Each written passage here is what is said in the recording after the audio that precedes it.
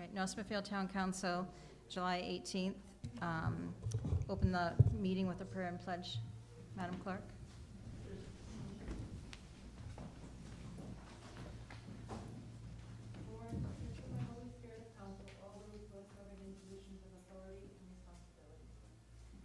I pledge allegiance to the flag of the United States of America and to the republic for which it stands, one nation, under God, indivisible, with liberty and justice for all.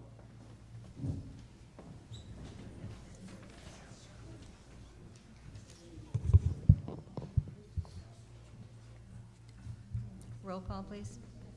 Here. Here. Here.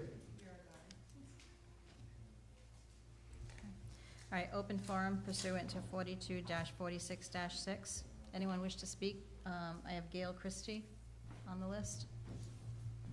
Do you want to come up? So this is the first time I've done this, so let me know if I'm breaking any rules. I'm not sure. So I'm representing the Iron Mine Hill Road residents, and this is Chris Harvey. Chris. Just state your name and address for the record. All right, please. Gail Christie, 158 Sales Hill Road in North Smithfield. And I'm Chris Harvey, 309 Iron Mine Hill Road.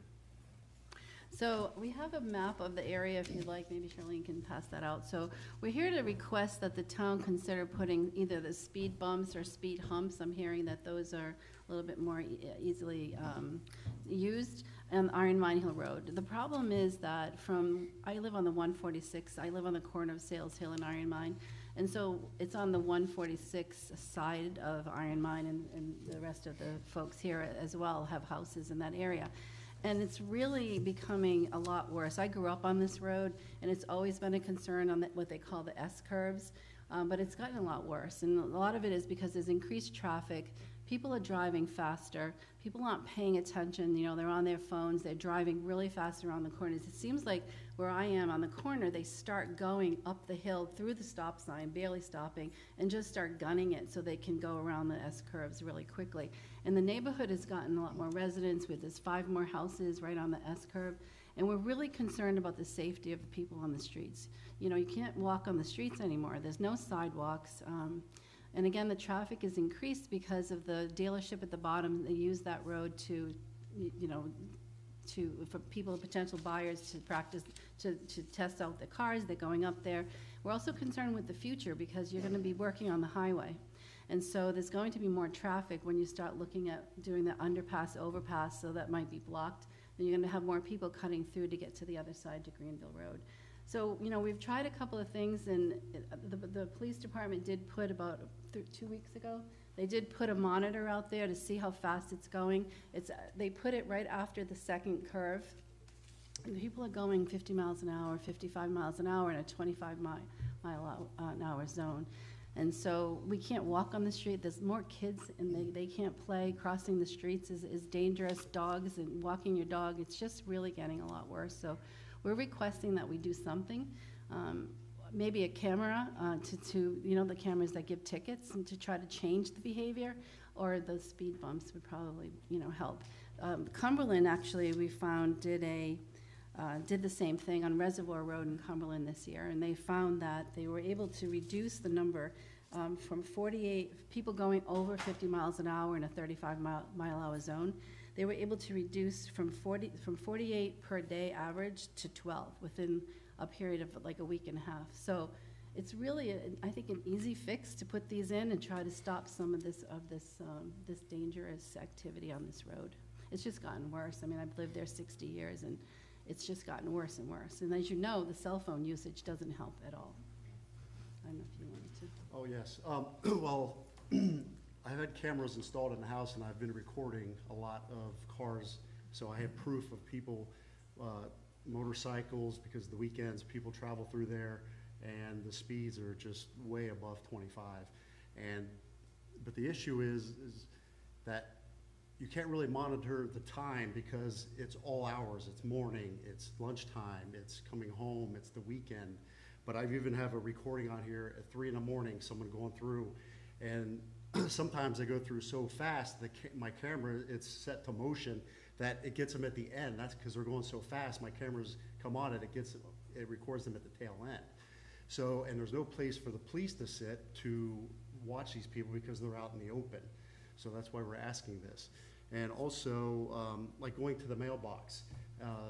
You go out to get your mail, people, they really don't care that you're there. They still continue to go, and I asked him what to slow down, and he cursed at me for asking him to slow down while I was at my mailbox.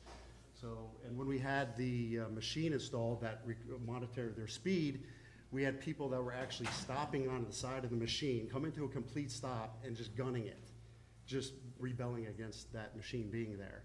And this is all the stuff that I have observed.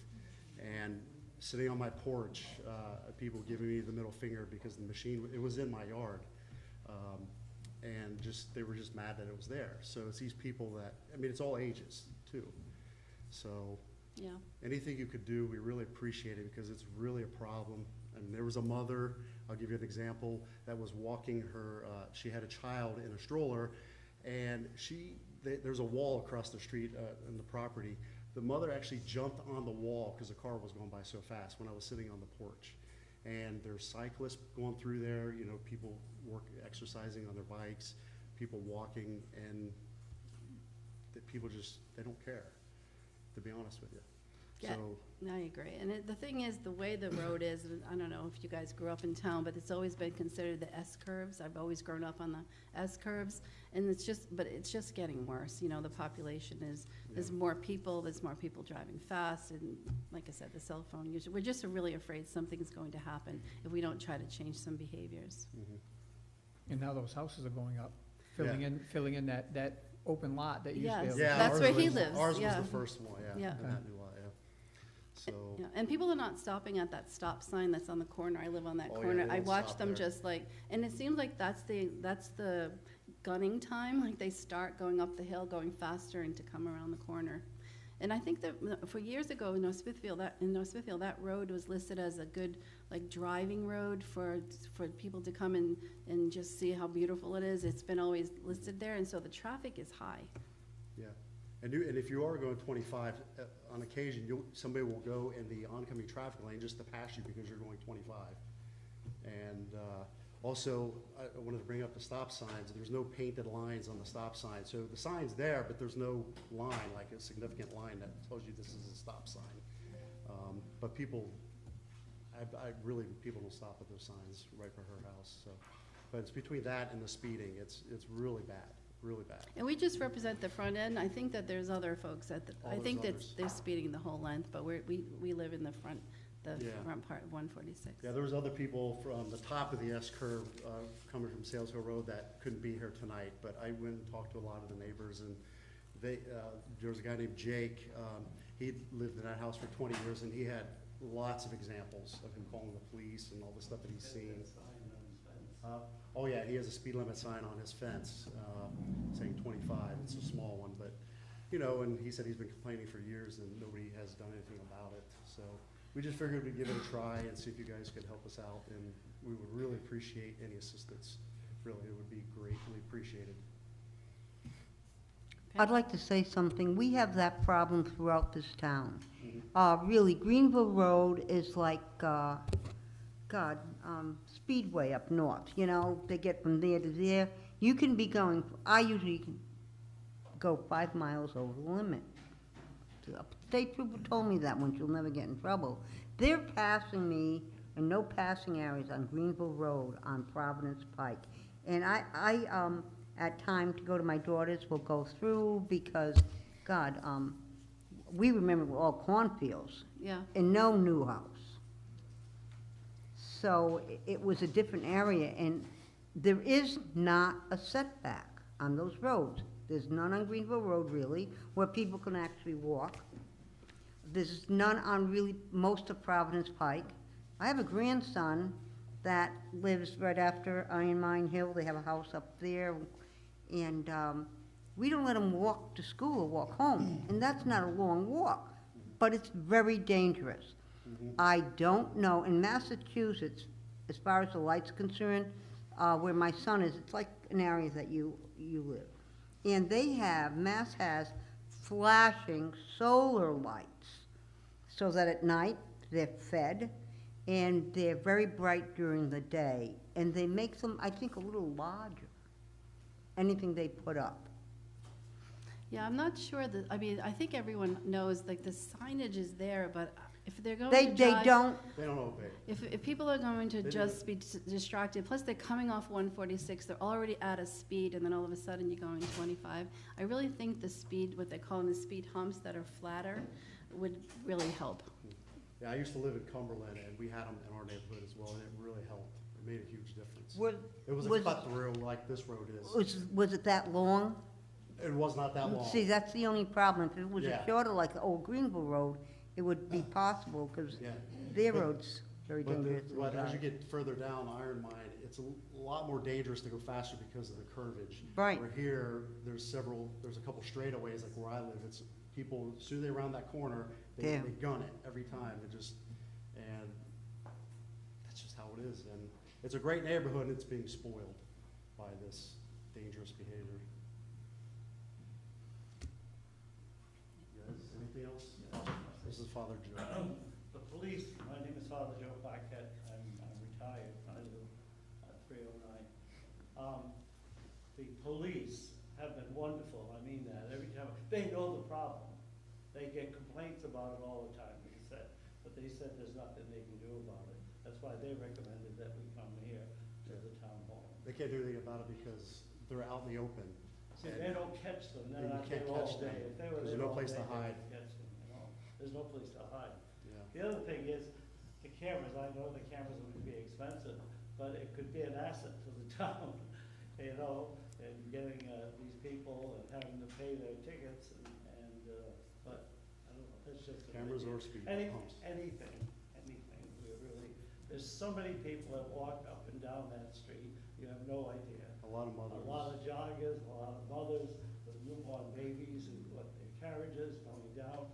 We used to have a group home, we still have the group home on Sales Hill near Yep. you. And they used to walk in groups all along the road, and they don't do it anymore because it was too dangerous.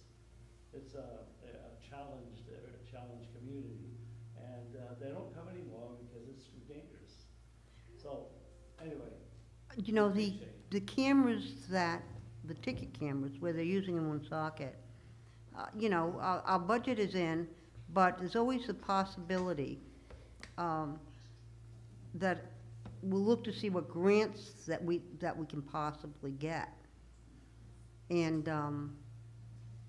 you know, They work in Pawtucket, like Newport Avenue, Pawtucket, they have. They use them in, Actually, I'm sure some- I've paid a few of those. He they used to be use, a pastor they at use, St. they use those Mary's. cameras in school zones, though. Yeah, That's true, where, that's true. where, that's what they target those cameras for, is in school zones, because obviously, Exactly. there's a lot of traffic, and they can't put a policeman at every school zone. Yeah. And so they use them in school zones, not really on rural streets. Yeah. I was gonna ask the administrator, once you folks were done, that if we could look into this a little bit. Ironically, I went down Iron Mine the other day to get on 146, and the stop sign at Old Sales Hill and Iron Mine and stuff, it's a confusing situation with traffic. Who has to stop, who doesn't?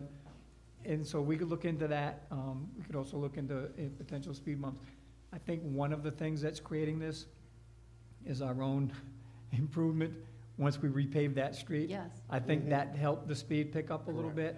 And the other thing with traffic, and I'm sure everyone's seeing it all over the town, is the Amazon, the UPS trucks, and everybody delivering. Those guys are just creating traffic havoc all over the place. Mhm. It's dangerous for them too, getting out of the truck, getting with the packages, because people still don't slow down Yeah. when they're delivering packages, and I just worry for them, but, yeah. I think it helps though, because then cars have to go around. Yeah, it They does can't slow go them up. as fast. Yeah. Vice President, may I? Yes. We've faced a number of nonstop traffic issues in town. I don't know if you recall, Old Smithfield Road actually had to be turned into a one-way because it was death waiting to happen. So one of the things that we discussed for traffic calming measures were speed humps and speed bumps. There's a difference between them. all traffic studies indicate that when you put up a hump or a bump, they slow down and then they gun it to make up, it makes the situation worse, you know, so they'll come up, decelerate quickly, go over it nice, because they don't want to hurt their suspensions, and then they hammer it to move forward. Cameras, we've looked into those. I'm a firm advocate for cameras.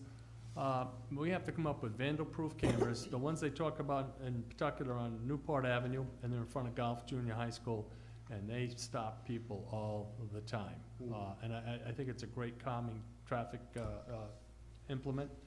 So these are the type of things we should look at, but someone, I think it was Christie, is that Jane, Miss Christie? Gail. Gail mentioned that the stop sign, that should be painted with a line too. It has to be very visual. There's those little things.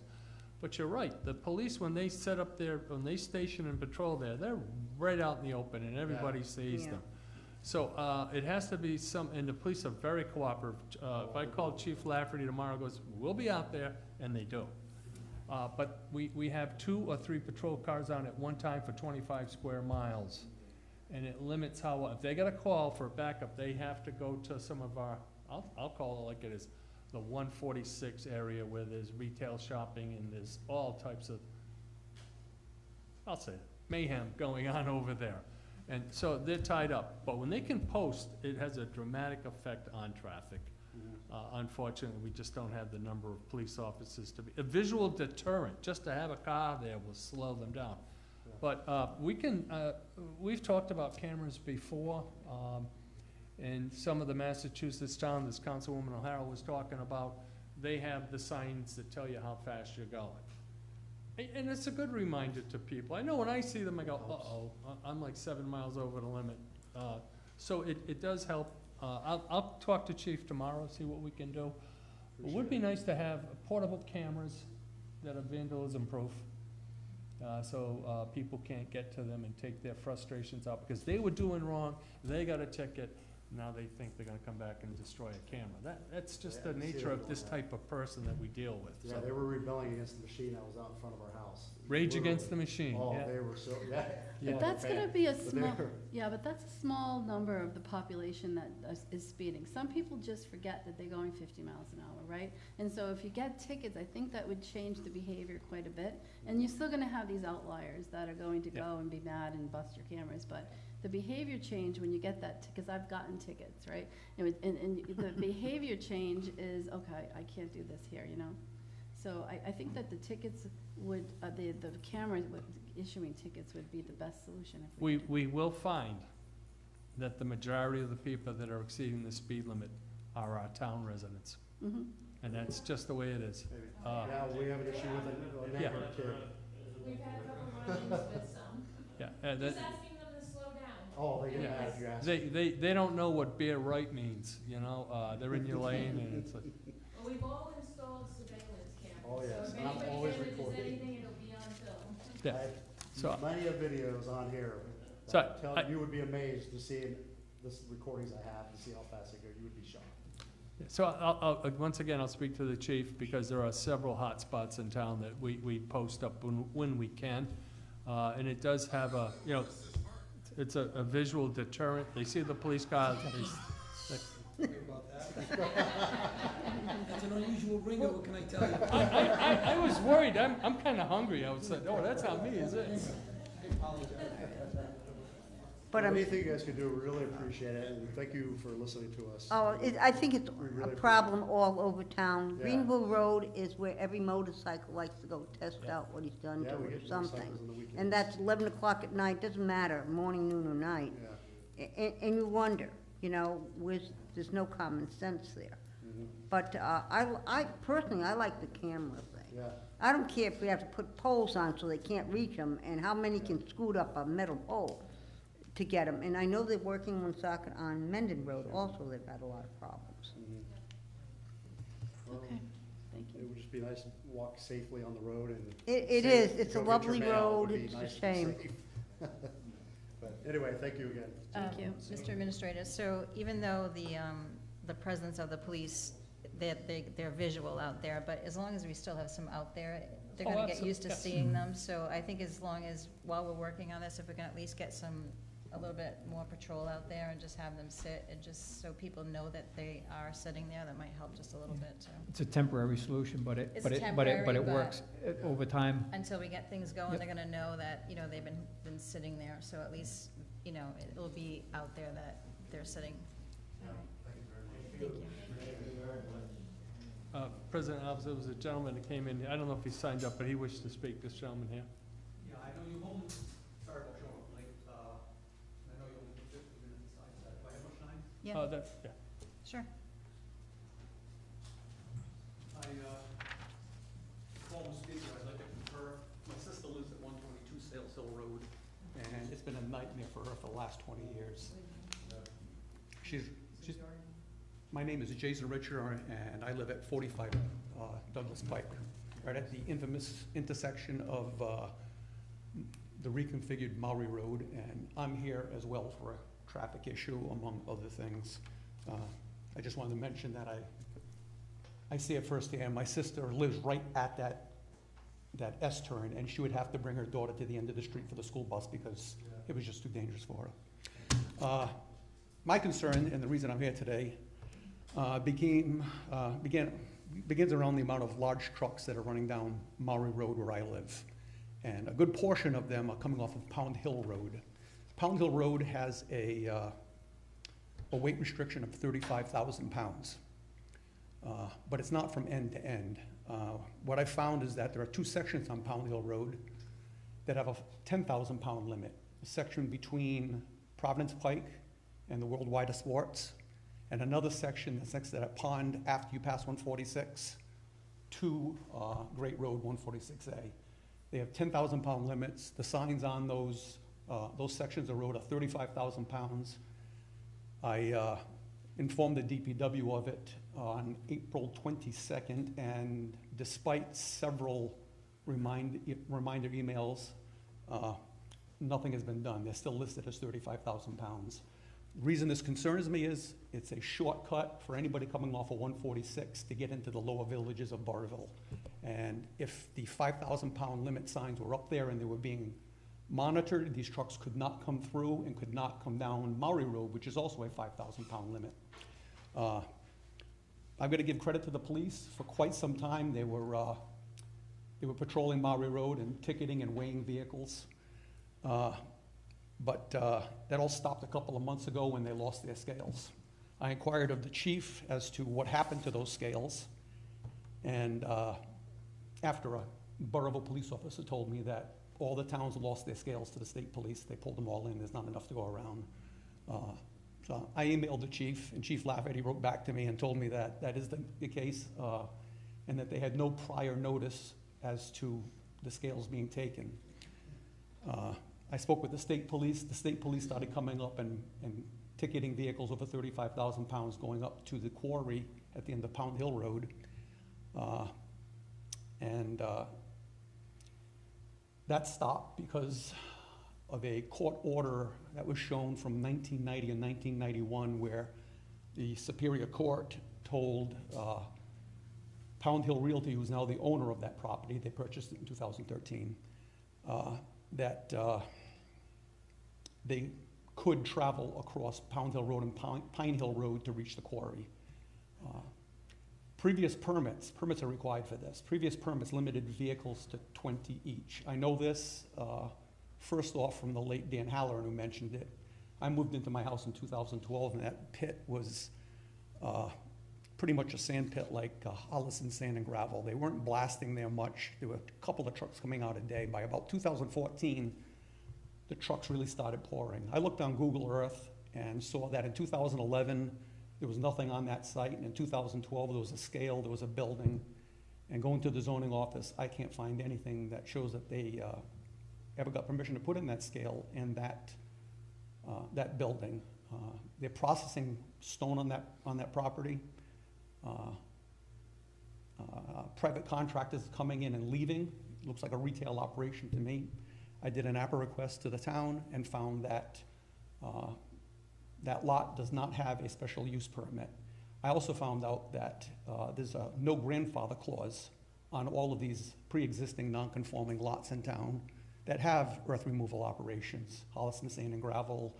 There's a small one next to Farnham Pike, and there's this one that's owned by Mark Pezza, who owns Material Corp. And owns Pound Hill Realty, which owns that lot. There's a no grandfather clause written in our ordinances that states that when a property changes hands, it loses its nonconformity, and the new owner needs to approach the zoning board of approval and get a okay from them before approaching the town.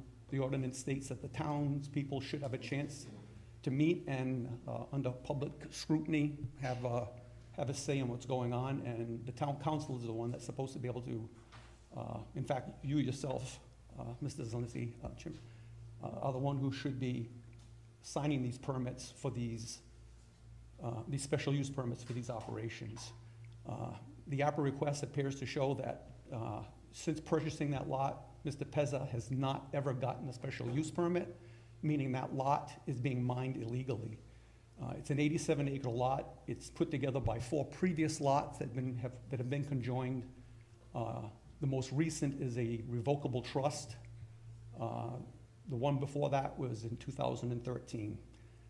Since 2013, no special use permit. From my point of view as a layperson, it looks like it's an illegal operation, and I've pointed it out to the zoning officer. I filed a complaint with the zoning officer. The complaint written out in the town's ordinance states that he has 14 days to respond to me. That was a month and 2 days ago. I've never heard back from him. Give me a second here.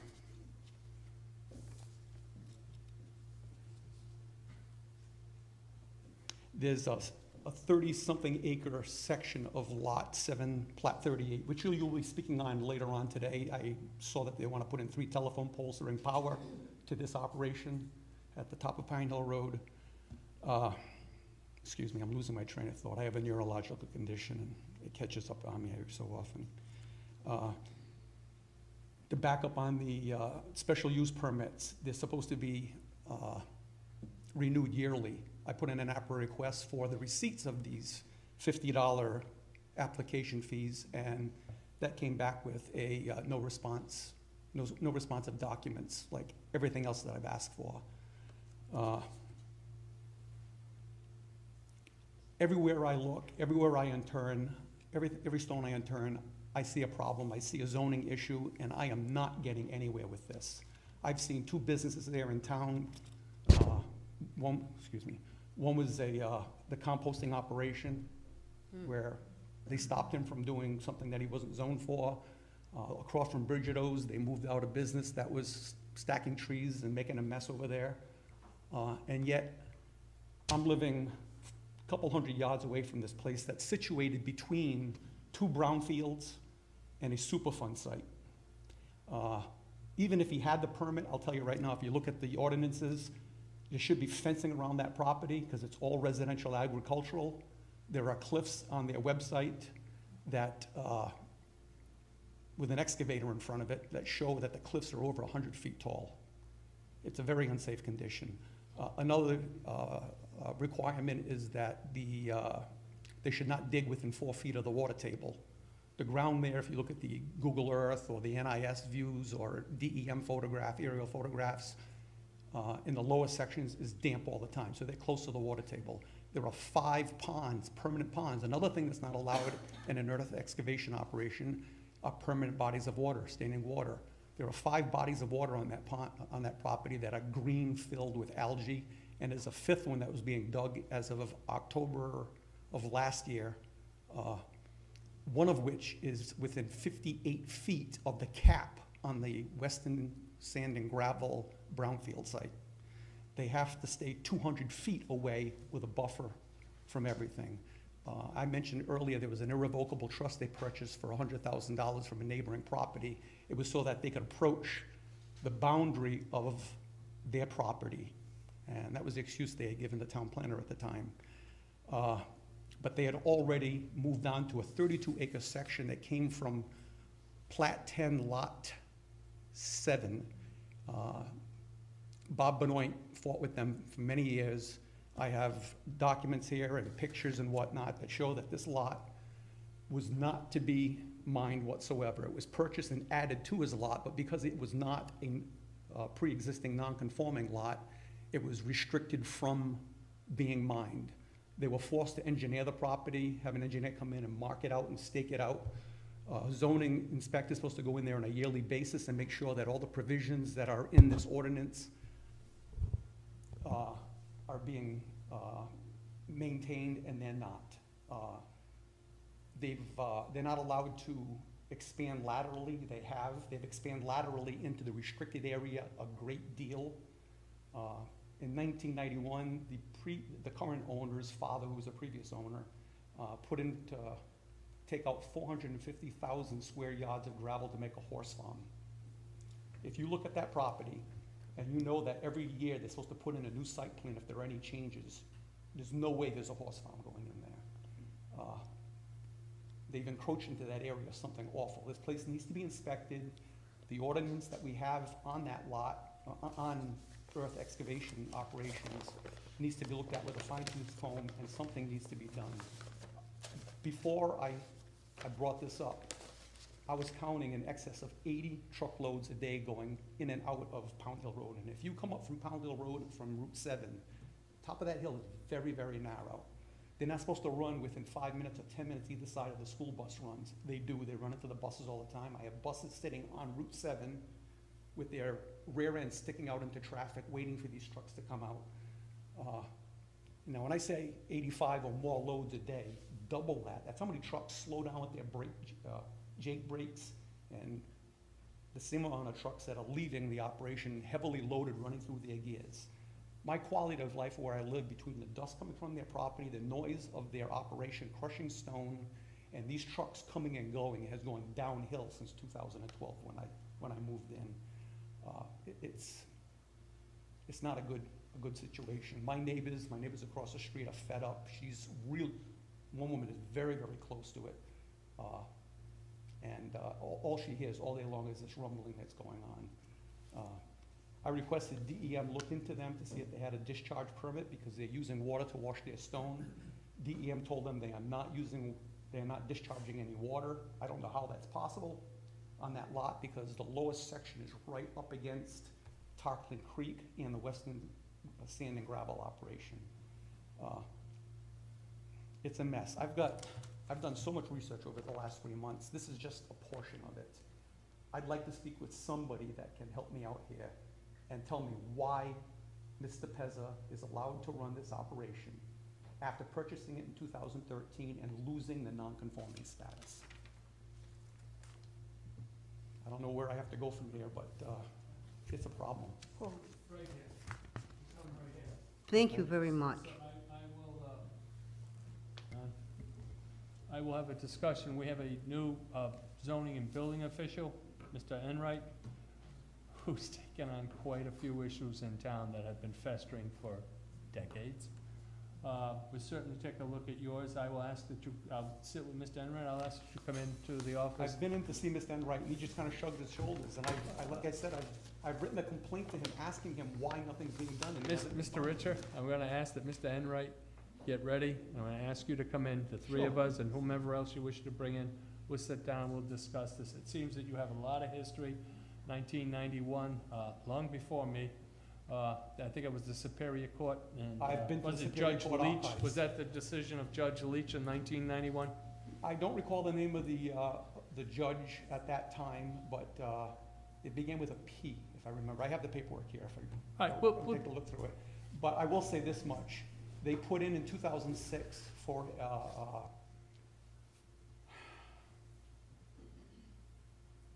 can't remember the name of, they wanted to change their suit against the town, and the town allowed it, the judge allowed it in 2006, and it's not an appeal. If you just give me a moment, I'll tell you what it is. No, it's Italian name. The judge that was on that case, four-syllable Italian name. They made judgments against that. Oh, and by the way, they were blasting all year on an illegal permit. The fire marshal gave him a permit that was for greater than 1 year, and I did speak to the fire marshal, they canceled the old permit, gave the blaster a new permit that was only good for 1 year. There's just so much. Mr. Richard, I don't want to take up any more of your Yeah, time. I was No, just you're gonna not say, for taking the up. sake of expediency, Mhm. I'll get your phone number, and once I sit with Mr. Enright, we'll discuss this, and hopefully you can come in and we'll sit down, we'll lay out all your paperwork, we'll see what we can come up One with. last thing before I forget. There's a stretch of property that comes out to the S curve on Pound Hill Road. That's next to the auto parts dealer. Yes, They had proposed pulling a driveway out to that point. One of the abutters, and she had 3 people with her, one historical society, I think, Conservation Commission, and something else. They went up there and they found nothing but Indian burial mounds. The whole section going up to the quarry from that corner is replete with them. I contacted the Narragansett Indian Council this morning and told them what they found. They took pictures and they took geolocations of every single one of those mountains. And by the way, there's one right at the top of Pine Hill Road on the right-hand side. You can see it right from the edge of the road if you want to take a look at it. Is that in proximity to the gate? Just before you get to that partial cul-de-sac, because it's cut off at an angle, Yeah. it's on the last property on the right-hand side. Okay. And there's a little clearing, you can see it, it's about 4 feet in diameter, about 3 feet high, and it's got a white stone of quartz sitting on the top of it. There's a no trespassing sign there, so I didn't get on the property to get a picture of it, but it's no further away than I am from you. And I suspect they stretch all the way across. The Native Americans like to put these on top of hills and on the east side of hills, and that's exactly what this is. Ridge Hill is the area that this driveway would have to go through if they ever wanted to try to cut through. And they'd be cutting through all those burial mounds. I thank you for listening to me run on as I did, but I will look forward to speaking to you at length with this. Thank you very much. God, am I quiet? Anyone else for open forum? Thank you. Really, this is, if he says you'll sit, you'll sit. I appreciate that, thank you. All right, anyone else for open forum before we move on? All right, item 4, executive session, discussion by council vote or other action on Rhode Island General Law 42-46-5A2, sessions pertaining to collective bargaining or litigation or potential litigation. This is going to be tabled due to scheduling conflicts. Are we just moving it to the next meeting, or? So August 1st? Motion to table. Second, Motion to table. Motion table, we have a second? second, Roll call, please. Yes. Yes. yes? Yes. Okay. Item 5, presentation of Boston Cane to North Smithfield Heritage Association, Gail Berlinghof.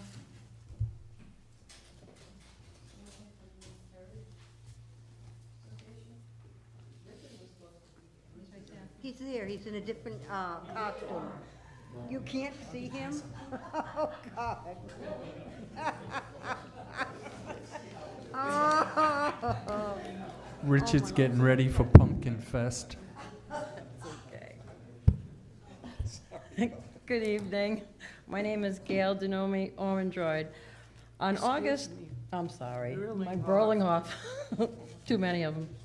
On August 2nd, 1909, Mr. Edwin Grozier, publisher of the Boston Post, a newspaper, forwarded the Board of Selectmen in 700 towns, no cities, in New England, a gold-headed ebony cane with the request that it be presented with the compliments of the Boston Post to the oldest male citizen of the town, and to be used by him as long as he lives, and at his death handed down to the next oldest citizen. The cane would belong to the town and not the man who received it. Unfortunately, there were no Connecticut or Vermont towns that were included.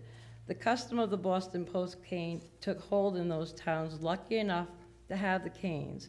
As years went by, the canes were lost, stolen, taken out of town, and not returned to the selectmen or destroyed by accident.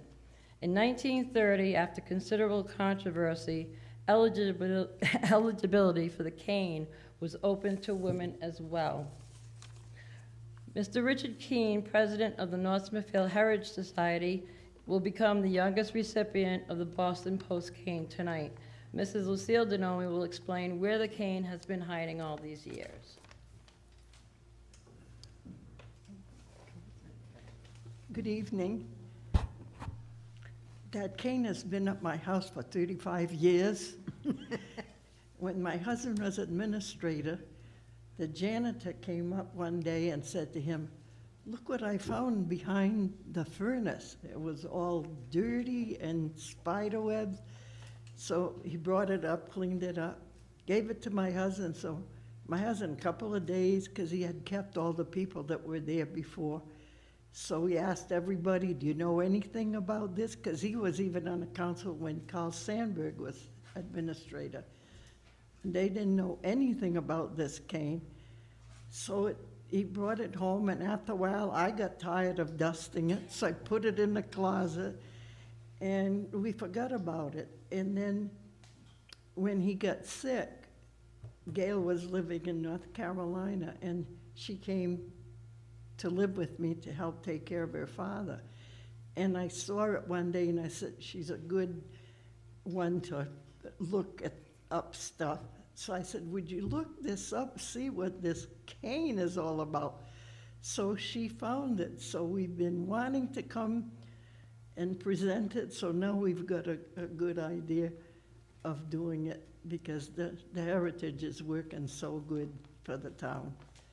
So thank you. Now we know all about what the cane is all about.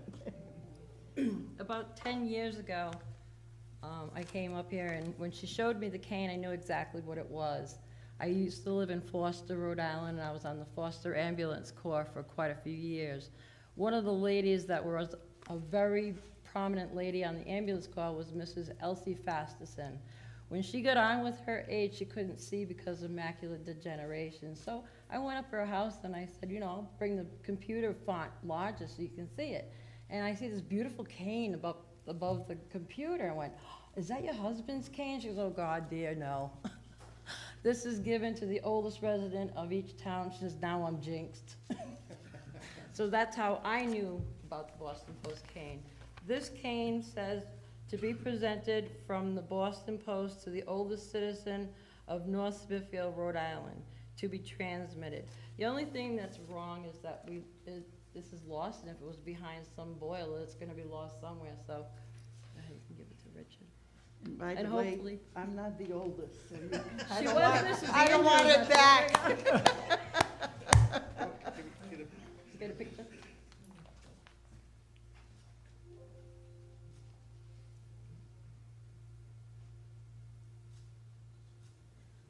Thank you. Thank you very much. Thank you. Thank you.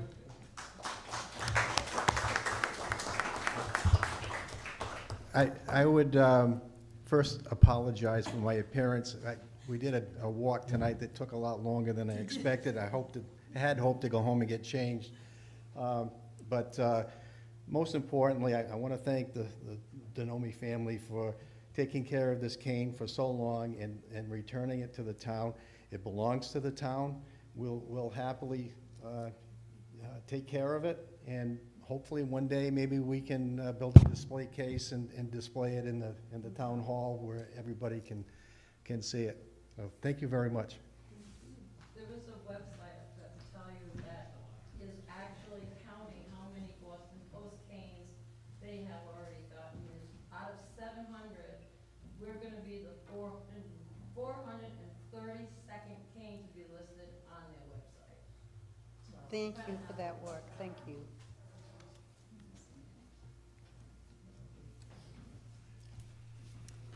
All right, next agenda item, North Smithfield Town Council sitting as Board of License Commissioners, discussion by council vote or other action on Class BV liquor license and entertainment for LDT Village Haven LLC DBA Village Haven, 90 School Street. Sandra Campanella. Did you want to come up, Sandra?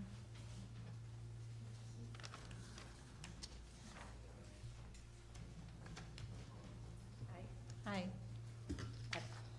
So this is for a Lucky Dog going into Village Haven? No, Lucky Dog Tavern will stay as it is, where it But is. then and also we going- will have Village Haven as a separate entity. Anybody have any questions? This is just a transfer of the license from one business to another? That's all this is? No, not from one business, they're keeping Lucky Dog. I understand that. The Village Haven has a liquor license, though. So they're transferring it from the previous owners to the new owners.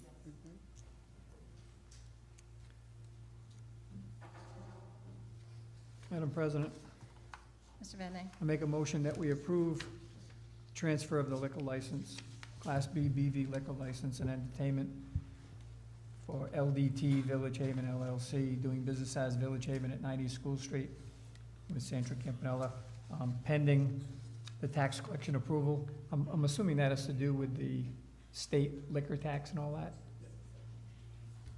I do not anticipate a problem here, is if some of the vendors, the purveyors of alcohol to the previous owner, if there were some bills outstanding, they would have to be paid before it could be Right. transferred. That's what's pending out there. No, Mr. Vadney, you may have recalled, we had been in council meetings where representatives, I won't name the vendors, would come in and say, they're owed us money. We said, Mhm. no, we're not Yep. transferring it till you pay them. So Yep. So you've- no, and they follow these postings on all communities, so they're not here this evening. Yeah, they're not so- here. No, I don't see a problem either. It's just, we need to note that it's a pending item, that's all. But other than that, motion is to approve. And I second. Roll call, please. Yes, Yes. Yes. Yes. you're all set. Thank you very much.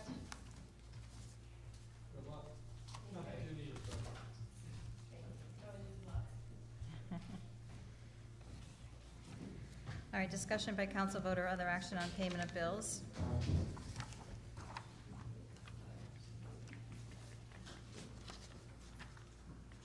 Madam President, Mr. Vadeney. make a motion that we approve the following invoices. General Fund, $344,702.66.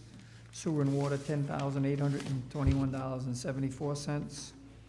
Electronic payments of $355,524.40.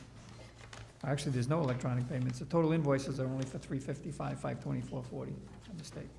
Second with discussion. Can I just ask on one, the ATG group in the amount of $29,928.70, What page was that on? page 2 of 11.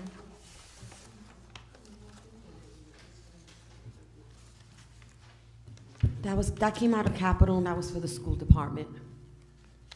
Okay, That was approved out of their capital from last year. okay. All right, thank you. I also wanted to mention that we started our new system on July 1st. So we did do ACHs. We weren't able to print up the report. We're still learning the system. So on August 1st, I expect to have ACH listing and quite a big packet of checks that will be cut in July. Okay, Okay. all right, thank you. All right, so we had a motion, a second. Any other discussion? Roll call, please. Yes. Yes. Yes. Yes.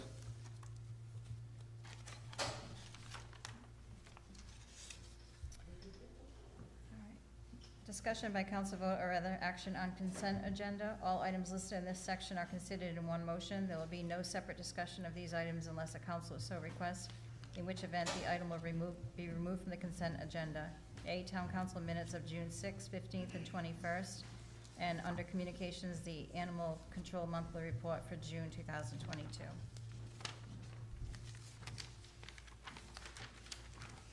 Madam President, I make a motion that we approve the consent agenda.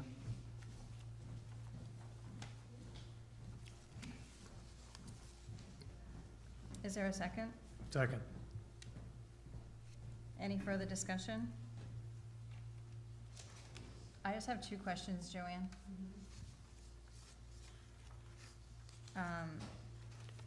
On the minutes of June 21st for 2022 budget, and it says, the second paragraph, Mr. Lombardi, and it says recognition to the third-party rewards presented to North Smithfield students. Is that actually what he said?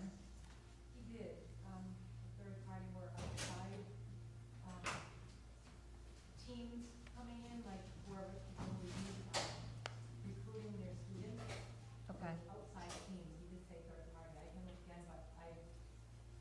Okay. That's what he was referencing, that letter that they sent that had all of the awards that all the different students got throughout the year, Okay. both athletic and scholastically. And Okay. he referred to them as third-party awards. Okay, all right, thank you. All right, so we have a motion and a second. Any further discussion? Roll call, please. Yes. Yes. Yes? Yes.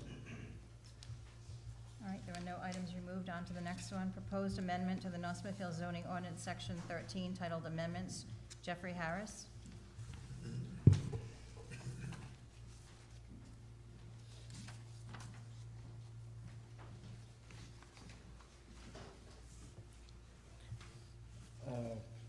Good evening. Good evening. Jeff Harris, Chairman of North Smithfield Historic District Commission. In regards to this amendment to the zoning ordinance we were merely trying to decrease the administrative burden and the financial burden of those who want to make their property or properties into an historic district. In reading through the zoning ordinance, and I mean, we can go through what the changes were made in there. We felt that, I think they had it, and some of that was like a 2,000-foot buffer, something crazy like that.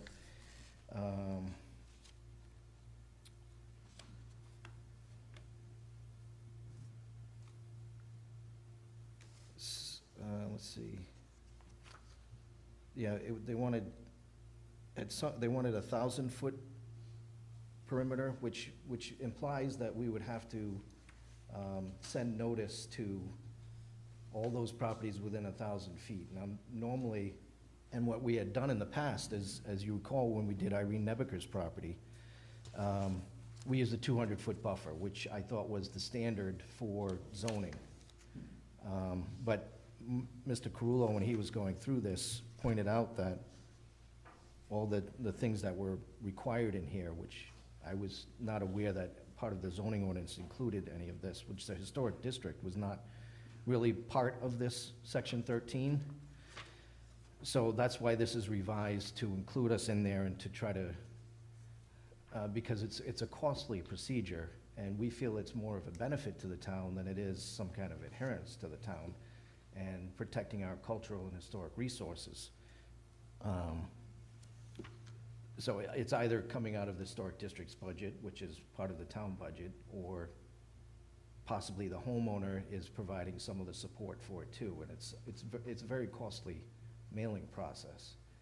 So we're trying to, at the same time, save some monies, but also, 200 feet, I think, seems pretty respectable for those who are within that area. It's not imposing a hazard to anybody who's within that 200 feet. It's merely recognizing that either that property or several properties, as it could be, like we have Union Village Historic District with some 70-something properties, that they're, the 200-foot buffer that we're proposing to be, instead of 1,000 feet, to notify owners who may or may not want to speak on behalf of them as property owners, but I find it to be rather benign, and trying to save some of the administrative for having to file so many mailings, as well as the costs prohibited with that. And we kind of changed a little bit of language at the end where using, instead of, what do we call it? Obtain a United States Postal Service certificate of mailing instead of, what do they usually use? They usually use, they're using first-class mail instead of doing, what is that called when you certified mail, right? So that's even more costly.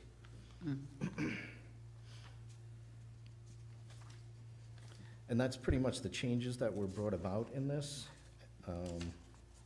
It's relatively minor to the zoning ordinance for this section, and just establishes these parameters that we're trying to.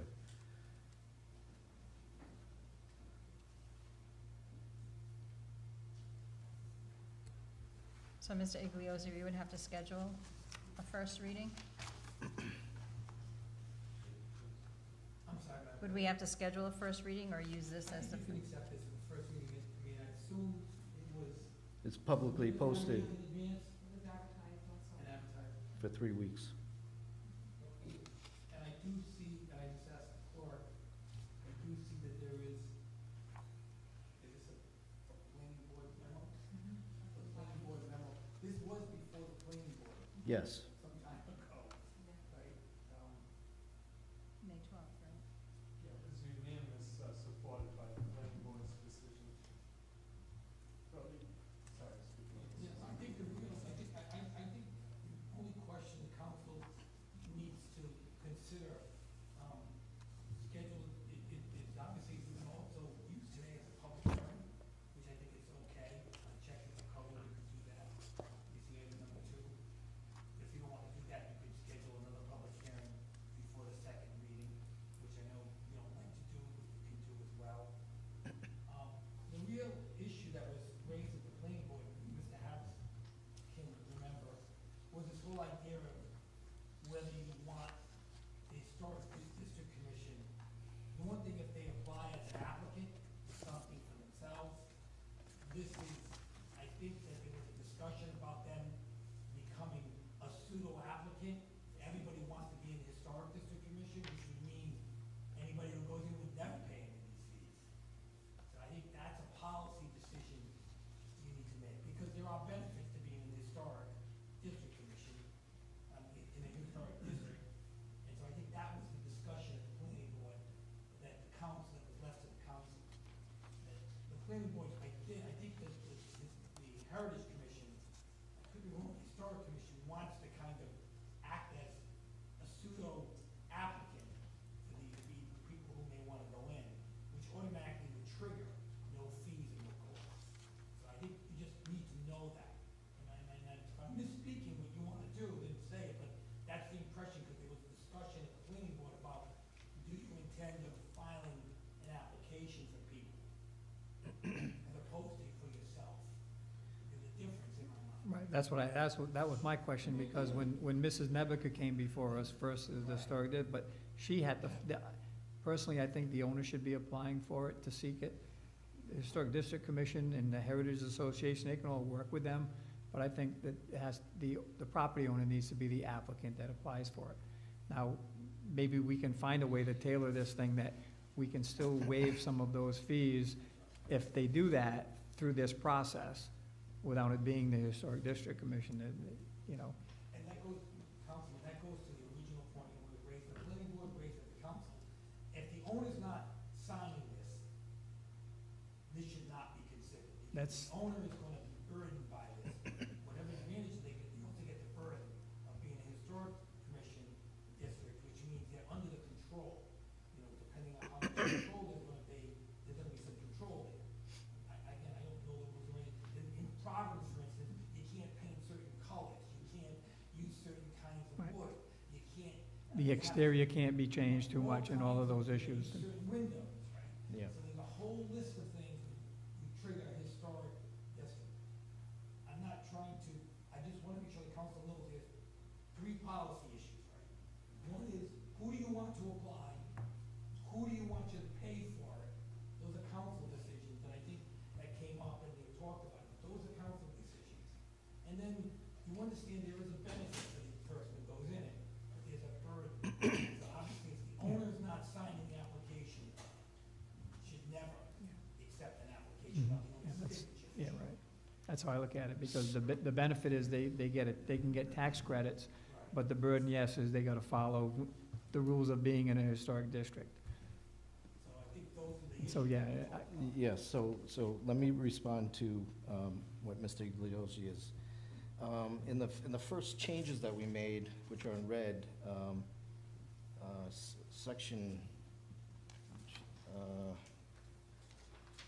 well, it's 13.13 or 4, in subset 4, it says there shall be no filing fees required for historic district applications. The petitioner will, however, incur all expenses related to advertising and public hearings which are in excess of the filing fee. Now, that's another question that we brought up because if I remember, and Bobby was, Monaghan was backing us up on this, we were trying to figure out what is the filing fee because I've never heard of a filing fee for such a thing. The HDC is not charging the homeowner a filing fee to file to become an historic district. It was just merely the burden of paying for the mailings and any kind of public hearings and advertising that was related to it. So, and also in response to, the Historic District Commission, and I could say this personally, but somebody who changes a position with me sometime in the near future could have a different viewpoint on this, but to sew this up, I've never looked at this as a taking. As a matter of fact, it's unconstitutional under the federal government that we would impose somebody to be an historic district. That's an undertaking. That cannot happen. We work directly with the homeowner who would ask us, or we may present to them saying, we think your property is worthy of being an historic district. Would you consider? Never in my, what I consider making somebody's property an historic district, which would be a taking under the illegal. Anyway, in order to, and I should have approached the council. This is the application which I had submitted. I only had one copy, but you guys can review that. I'll send you a copy. But we created an application to define exactly what the property owner would have to know, be responsible for, in order to understand what they're getting into. And they have to sign that as a formal document. So that's one of the ways that we're trying to rectify that situation where the property owner would file this application with us and then we would proceed from there. And So we would. That's the step we're missing with Nevica, right? We didn't have an application. Yeah, there was not a formal application, but she wrote a formal letter and signed off on it. And that's how we kind of approached that at the time, which seemed reasonable for, and she actually spoke to it in herself. Madam President, I just want to allude, I'm not, my issue was not raised from the point of view of a taking. That's obvious. The question from the council's perspective is, do you want the applicant to be the owner of the property? That's the question. Or do you want anyone to be able to apply for an owner? That's the question. Because if you want to waive fees for somebody who applies, it doesn't matter whether it's the Historic District Commission or the owner, but you want the owner to be signing the application. Well, I think So it's not about taking, it's about, from your policy perspective, are you willing to waive the fees for advertising and notice for anybody who applies? That's the real question, because that's where it gets murky. When they apply, it's waived. If they don't apply, so if I'm a homeowner and they didn't approach me, then I pay. But if they approach me, I don't pay. I think the council needs to say either people who apply for home historic district commission don't pay, or they do.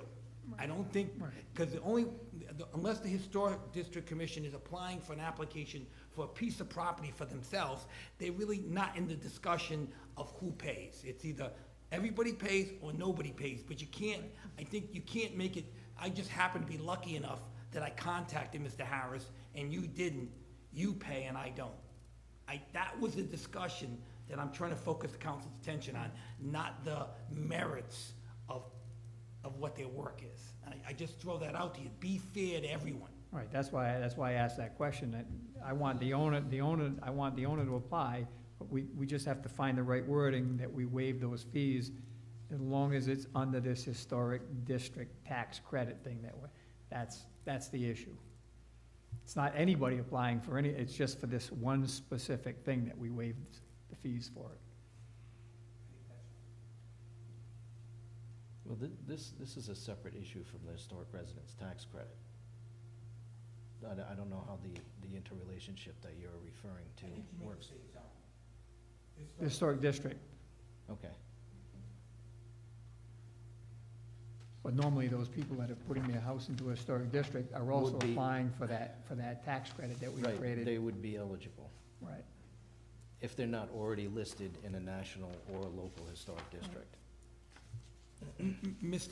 Madam President, I may suggest, again, this is only a first reading, we can work this out.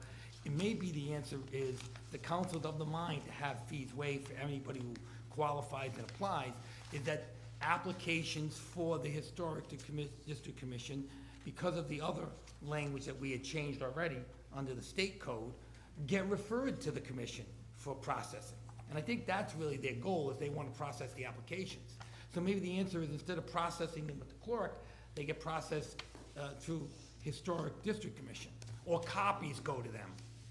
Because really, I guess a zone change has to go to the clerk before the council, public hearing with notice. That's the reason why, as you know, the 1,000 feet and the 2,000 feet, because when you're normally changing somebody's zone, let's assume from residential to B2, you don't want to just notice people within 200 feet. You want to notice the whole neighborhood. Because all of a sudden, you're in the middle of a residential neighborhood, and you got a B2 zone in the middle of your neighborhood, and you only notify 20 people. That's the reason why in these small towns, you make it 1,000 feet, because you have large acreage of land, right? And you could have only a small number of people know. This is a little bit different animal. This is we're not gonna run into that problem with historic district zones. So I think reducing the size of the notice makes sense. Policy decision about waiving the fees, waive it for everyone. Maybe it should be upon application, Historic District Commission gets notified, and, they can testify, promote, but I don't know about being the applicant. I struggle with that, because I think, who's getting waived the fees? Anyone who applies, right? Not just if they're the applicant. That's my only concern with that. Because if we're creating, this is really to create historic districts on singular properties, not whole neighborhoods. It's singular properties that would become districts. And so notifying people all around for 1,000 feet Doesn't make sense. doesn't make sense, because it doesn't affect them either. Creating that historic district only really affects that one lot and that one homeowner. That's correct. Well, you bring up an interesting point, because hypothetically, let's say you have 3 owners who live near each other, and they all want to apply for the same. They're essentially each performing the same task of the 200-foot buffer, notification, et cetera, of their own properties. So it could be individual, but all of a sudden it's 3 that all at the same time. You know what I mean? So you're essentially forming a mini historic district rather than just an individual. So it could. It could be times it may be more, it could be more than one property. Weird technicality, but yeah. But they would still have to apply on their own. They would. Right, so it'd still be single applications, right? Right. So, question for Mr. Galozzi is, how do we define this section that I read off of here, which says, there shall be no filing fees required for historic district applications. The petitioner will however incur all expenses related to advertising and public hearings, which are in excess of the filing fee. The only thing I can suggest on that is, I think that was what the planning board agreed. They weren't sure whether there were any filing fees for a petition to change the zone, and there are none. But that's why they made sure there wouldn't be any. But they said you'd still pay for advertising and notice. I don't think notice is that expensive, but advertising can get up there like. Yeah, the advertising for this was over $800 for 3 weeks advertising, and so I think I was shocked. I think but that's a policy to say. Right. I don't think the discussion was brought up about waiving that. Are you talking about waiving that? No. Okay. I didn't think there was a discussion about waiving, that was just a fee if it existed, because nobody knew if one existed. The Historic District Commission can elect to pay those costs if they Oh, yeah. want to, we've got a budget. Yeah, which was my next point I was thinking of was, we are afforded a budget, whereas our budget would be all used up if we got our CLG grant, but in essence of that, yes, we could use part of our budget to help allay the cost. Where they get the money is perfectly fine if it comes from the heritage. I mean, if it's a piece of property that you think is important, and you've convinced them, and they don't wanna spend $800, and you say, we'll spend it. Yeah, that's a good I point. mean, that puts a burden on you on whether it's gonna be every applicant again, or just people that you think are particularly important. I mean, it all depends on, do you set a precedent and everybody jumps on the precedent, or, listen, not everybody's banging my door down saying I wanna be in a historic district, but, there are cases where we are advocating for, and we would like to see some of these protected with our, whatever rules and regulations are required. By the way, paint color is not required in Providence, neither here. So. But see, I think my point really went to, again, I'm going by memory of the planning board discussion. You're right. My point really went to subsection 4 that said where the Historic District Commission was the applicant, Yeah, the town would incur the advertising and public hearing expenses. And so that was my concern, or the point that the council needs to make. The way this is worded, I don't know how you're fair to everybody with that language. It's either they waive for everybody, unless this is only when you're an applicant for a piece of property for yourself, see? And I don't think that's the way it's worded. You see what I'm getting at? This is worded right now that says, Historic District Commission is a petitioner, the filing fee is waived, which we said it's already waived for everybody, because there are none, and the town shall incur the advertising expenses in the public hearings. So that means you're gonna be paying $800. And then they're gonna decide who they file a petition for. And they're not necessarily gonna file it for everybody. Or you have to say everybody who files a petition is free. That's my problem. And I raised this at the planning board. How do, the council's got a policy decision to make about, you can't, I don't think you can decide to just waive these fees for some people. Unless it's a piece of property for yourself. no, I agree. It's all or Otherwise, you're nothing. choosing, I think the real answer is if you really want to consider, really maybe you do it through the budget process. That everybody's responsible for their own advertising and fees the way it's in the first paragraph. Yeah, Yeah. if you want to say, I'm gonna ask them, is there gonna be an opportunity for you to be applying for an application for a piece of property for yourself? No. So it's really for someone else. Could the person apply, pay for the expenses, and then assuming that it's approved, then come to the commission to get a reimbursement or a grant?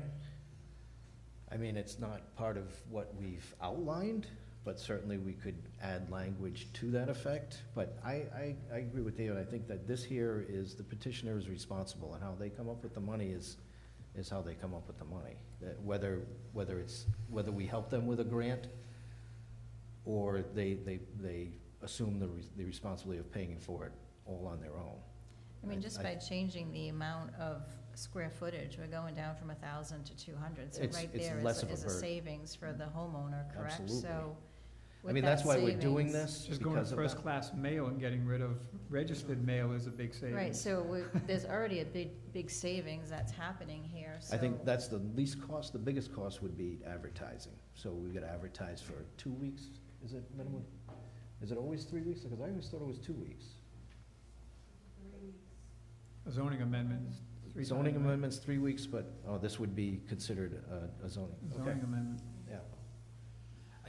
Madam President, I suggest that this is only first reading. It's good that, you know, we're technically talking about it. If, you know, we got time, if there's some, if the council wants to think about whether they want to provide some sort of funding method or not, or they don't want, they want to leave it, remove that language and just deal with it. I just don't know the answer to that, because nobody can decide that but you, because this means money, and money is your decision. So this part of the zoning ordinance, section 13, amendments, is for any amendment. Right. And so, in theory, we would almost have to create a new zoning thing just to address historic district things if we want to waive that fee. Leaving it in here makes it too confusing. Well, I think if you're gonna waive it, they've carved out, I think they've done a good job of carving out, without trying to create a whole different thing, of carving out special applications for, they're saying, a petition to change your zone, here are the rules, except Historic District Commission, some special changes. Less geographic notice, less stringent mailing requirement, and now the real last issue is this, and I'm not against it, I just don't want the council to think, I just don't want the council faced with somebody who didn't go see them and has got an $800 bill, but if I had seen one of them, I would have had to pay nothing. That's the only issue I raised at the planning board, and I'm raising here, is you don't want to have a situation where you got somebody who happened to be either approached by them or didn't approach them and paid it. And then those who did get it waived. I just don't think that's fair generically, but that's my opinion. But this, the way that this is written resolves that, correct? Well, Am I- no, because it says whenever the Historic District Commission is a petitioner, the filing fee is waived, but the town will pay the advertising expenses for the public hearing. That's $800.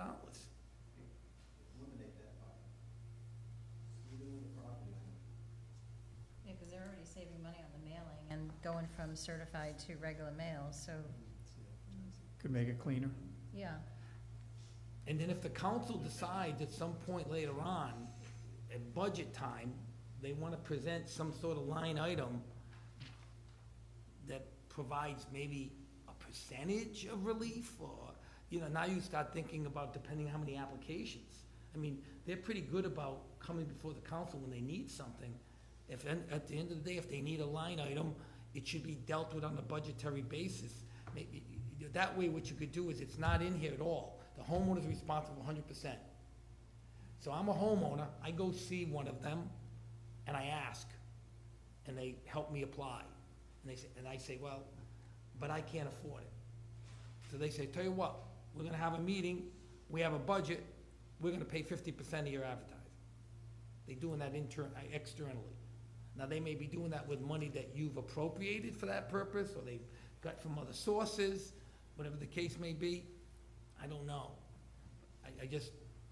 I just keep on struggling with the idea of not being fair to everyone. Right, but, That's the struggle I have. That's the struggle but I I thought have. we've already discussed, and I know we haven't voted on anything, but I thought we discussed that. We want the homeowner to be the petitioner. Right. So that kind of removes that clause, that the Historic District Commission cannot be the petitioner, because it's our belief that the homeowner should be the petitioner. The person that owns the property should be the petitioner, should be signing the documents and stuff. And so is there a way then, and I agree with you, we're waiving fees here and there, and the advertising fee, that's a state statute, we can't even say, no, you don't even have to advertise, no, it has to be advertised. And so that may be a cost that they have to incur, even though we're trying to work with them, because the bottom line is they're trying to get into the district so they can get the tax credit. In some cases, not all cases, but in some cases. And so they're gonna invest they're gonna have some skin in the game to get something back on the other end, potentially. The Heritage Association and the Historic District Commission have both in the past helped certain property owners with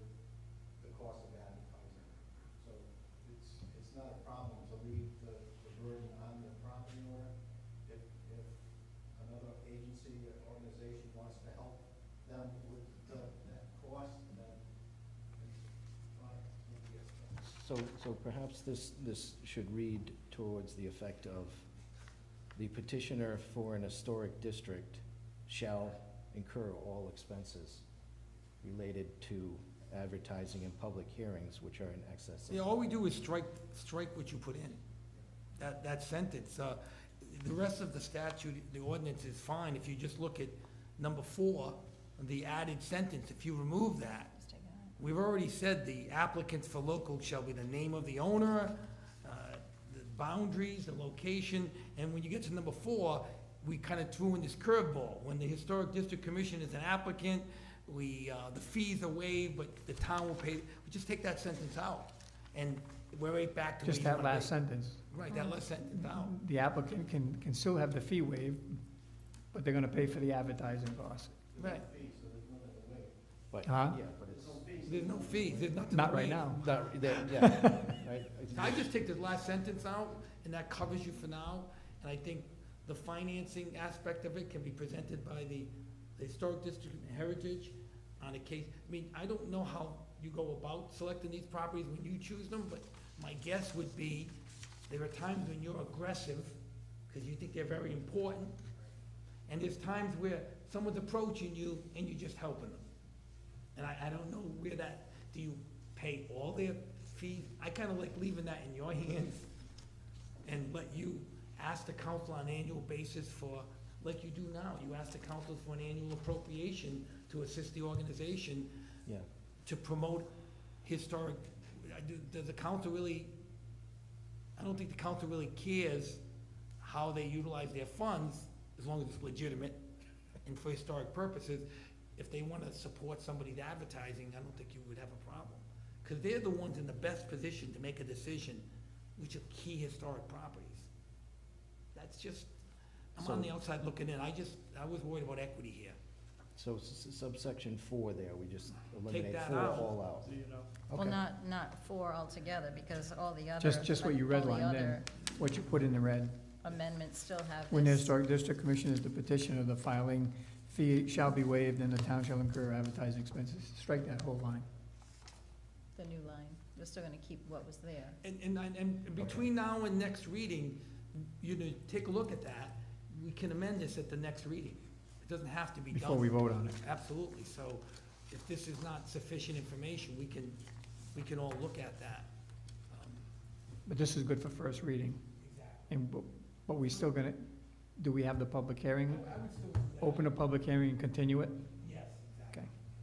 So, Ms. Alves, I don't have number 4. Whatever was in number 4, could you read that to me, please? Because Yes. I don't have that, So it's. I just number- have the new section. So number 4 now is just gonna read, the petitioner will incur all expenses related to advertising and public hearings which are in excess of the filing fee. And then we're gonna take out when the Historic District Commission. We're gonna take that whole line out. Okay. I probably have it at home on my computer, but not on this You can have printing this here. copy if you want. No, I got it, I'm sure I have Right. it. It's just not stricken from this copy I have here of just what the changes were.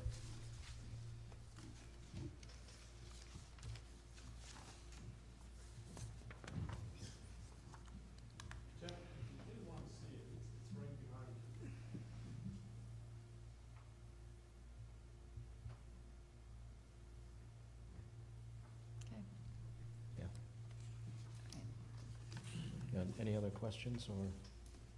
Any other questions? No, thank you. David, we would make that change at second reading? I would make it a second reading. I would ask that you, open the public hearing, continue it, or open it, continue to the next, council meeting. And that'll give us time to provide a clean copy. And if there's some other information that we need to get, I'll report to the council, we can present it at that next open hearing. Okay. Madam President, I Mr. make a Bennett. motion that we accept North Smithfield zoning ordinance, section 13, title amendments for first reading. Is that a motion? Is there a second? Second. Roll call, please. Yes. Yes. Yes. Yes. Madam President, I make a motion that we open a public hearing for North Smithfield zoning ordinance, section 13, titled amendments. And a second, please? Second.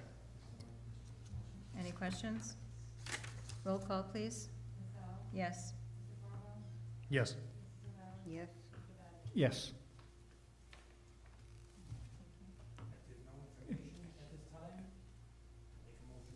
So, Madam President, I make a motion that we continue the public hearing to August 1st, 2022. Second? Is there a second? Second. Roll call, please. Yes. Yes.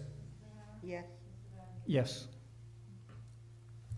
All right, on to the next old business. A, discussion by council vote or other action on update of municipal building review task force. Mr. Nordstrom? Mr. Nordstrom is called away at the last minute. He couldn't be here, but just as an update, we continue to look at what we need to do. The administrator, the director of public works have met with the insurance carriers and gone through the building, and we have a meeting set up. The task force has a meeting set up with Mrs. Walensky and Mr. Pendergast on Tuesday, 26th, to go over what was discussed so that we can start to prioritize a list of what we need to do going forward to keep that building running while we wait to see what we're gonna do.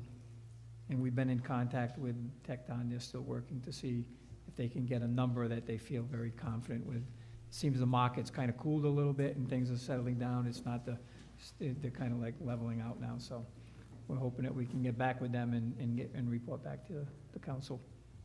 So after the 26th, you'll be bringing back information about updates that need to be made to the building? Some type of a list and some looking for direction from the council on where to go from there. Okay. Any other questions? Is that it, Mr. Vadney? Yep.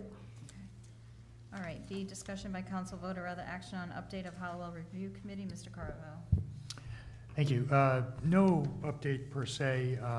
We are meeting this Thursday to go over the draft that was put together for the findings and the full report.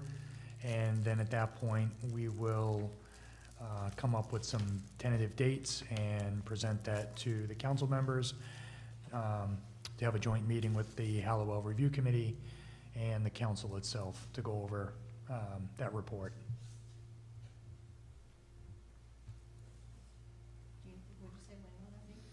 So we don't have a date specific yet, but we are meeting as the Hallowell Review Committee this Thursday to go over the drafted report and any additional discussion before we finalize it.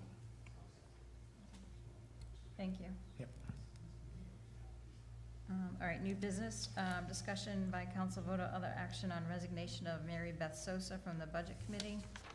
And also one, appointment of Budget Committee member, completion of term ending 11/30/2023, appointment by town council. So we see that she resigned, she's moving out of town? Yeah, she already did. Has there been any other resumes, or have we posted it anywhere? Yes. Yeah. It's on the website and it's on our Okay. So we're gonna send her a letter thanking her? actually really good. You did, all right.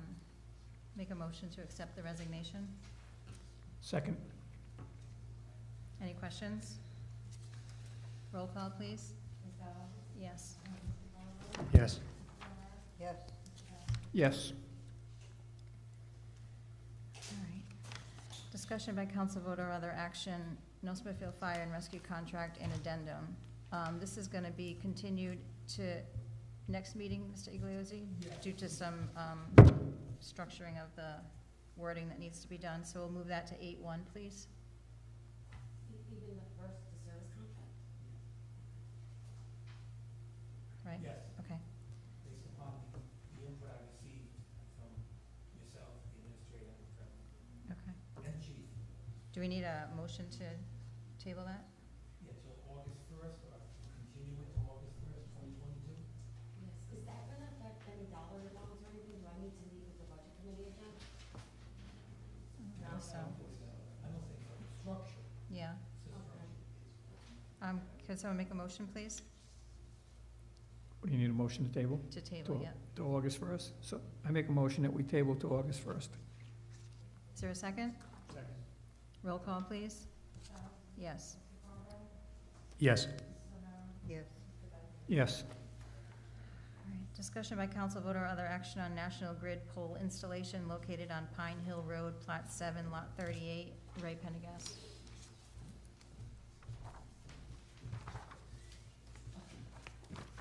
Good evening. I caught the tail end of that, I don't know what that was. Open forum, I guess? Yes, it I was. caught the Yep. tail end of it. Yep, that was the open forum. And so I would suggest that we table this to the next council meeting in light of, I guess, the meeting the administrator is going to have with this gentleman. So it's just a petition for them. They can wait another 2 weeks if that's what you want to do. I would, Just in case something comes out of that meeting absolutely. that I don't have anything to do with, but I do with this. So you want to move this, table this to, continue it to 8/1? Mhm. Would someone like to make a motion for that? I'll make a motion that we table the meeting scheduled tonight until 8/1. On the National Grid pole installation? On the National Grid. Is there a second? Second. Any other questions? Roll call, please. Yes. Yes. Yes. Yes.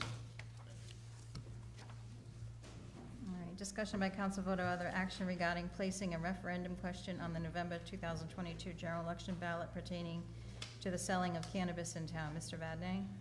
Yes, I had the clerk put this on there, and the solicitor had sent everybody some emails with some packets and stuff. This is an action that the town, well, we don't need to take action, but now that the state has legalized cannabis in the state, as a community, if we don't put a referendum question out there to allow sales in the town for the voters to decide in November, if we don't put that question out there after November goes by, we lose that right, and automatically sales can be allowed in this town. So this is a way that we need to do this so that the voters in town can decide whether they want to have stores selling cannabis and gummies and all that other fun stuff. And so, but it has to be done before, we have to have a resolution done before August 10th. A resolution to put a referendum out there on the ballot. There are a number of communities that are going through that right now. Barrington has done it. I think Smithfield's done it. A couple others have done this. It's not something new, but everyone had to wait until the end of June when the state finally did it, and they've kicked it in. So if we do nothing, November will roll around, and by default, it's allowed in the town with no say by anybody. So I think it would be prudent for us to put a question out there and let the voters decide whether they want it or not. So with that, I think David's gonna work up a resolution for the next meeting that we can vote on to. I actually sent it to the council by email, and I gave a copy of the clerk. It's up to the council if they want. Yeah, I looked at it quick, but I didn't like If you really. want to wait till next meeting, that's fine, just to be sure. I looked at that quickly this afternoon after the result of seeing this on the agenda. Yeah. As long as there's no, what's the deadline for the, is it It has August to be 10th? submitted the 10th. If we do not sign, well, we could sign next time also. Okay, so August 1st would be the drop dead time to get this on the ballot. Right. I know August, I know. That should fill out a lot of paperwork to go along. So I defer to the clerk if she can wait till the 1st of August. I can, the sooner we have it, the better. So we all have it, so we can collectively look at it ourselves and send any information to you if we want any changes, correct? Well, this ballot question is. It's pretty straightforward. Well, not only, I didn't draft it, it's specifically in the Cannabis Act, it says that, this is under the section, local control, it says that any city and town has a right for this November election to put that exact question as worded on your ballot. So, just so the council is aware, what I drafted in that resolution comes out of state law that authorizes us to The resolution just references a referendum question, which is already worded for us. That's my point. And so then it's a matter of the clerk getting it on the ballot for November 8th. Right. And the townspeople being able to decide, do they want to have these licenses in town or not? This is your chance to, Our only chance. pretty much, to prohibit expansion of those licenses in town.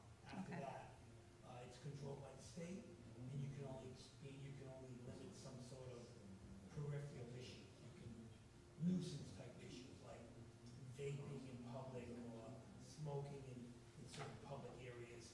You can limit that by ordinance, but not as far as licensing. Okay. As long as the clerk is that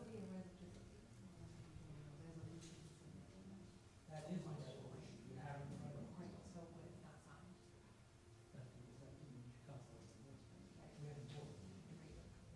Well, I can just go to church. Well, that's why I'm saying, if the council wants to vote, if you feel comfortable voting tonight, you can vote tonight and it's done. If you don't, you have to do it on August 1st. And there's nothing we can change in it, correct? Mhm. Nothing you can change. I'm all right with it. I mean, Fine. because August 1st, it looks like we've got quite a few things on the agenda. The president's not here. No, he'll go along, 4-1. We're fine. We can outvote them.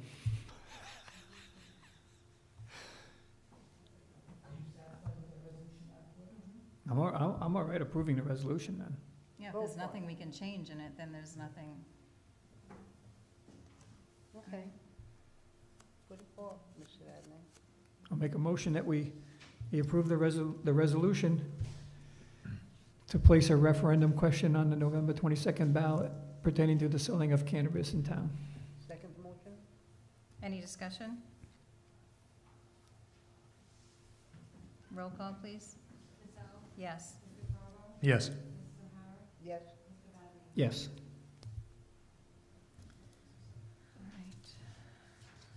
All right. Payments, discussion by council vote or other action on invoice 45181 to Tecton Architects for a police station renovation. Ms. Nordstrom, is that going to be you, Mr. Benning? Yeah, we reviewed this and we recommended payment. All work has been done. This was on a cost estimating that they continue to work on. That's why there was still a balance to bill, but they did do what they're billing for, and we recommend payment. I would make a motion that we approve payment of invoice number 45181 dated June 10th, 2022 to Tecton Architects in the amount of $7,000. Second. Any further discussion or questions? I just have a question. So that means we still have 8,000 left on their contract for Correct. them to continue? Correct. Okay. All right, any further questions?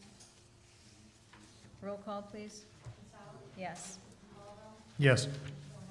Yes. Yes. All right, that's it.